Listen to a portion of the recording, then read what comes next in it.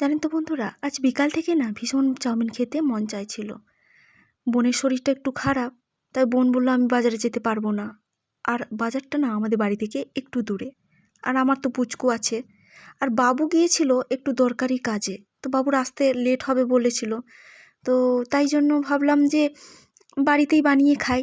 দোকান থেকে এই যে চাউমিনের প্যাকেট কিনে নিয়ে এসেছি, আর বাড়িতে থাকা অল্প কিছু উপকরণ আলু, পেঁয়াজ, টমেটো, ডিম এইসব দিয়েই না চাউমিনটা বানিয়ে ফেললাম। তো বোনই বানিয়েছিল, তো ভীষণ খেতে ভালো হয়েছিল, জানেন, খারাপ লাগেনি। তো আর কিছু সবজি ছিল না, ক্যাপসিকাম আর কিছু ছিল না, তো অল্প উপকরণ দিয়েই বানানো হলো। চলুন খেয়ে নিই, নাহলে ঠান্ডা হয়ে যাবে। তো খেতে ভালোই হয়েছিল জানেন।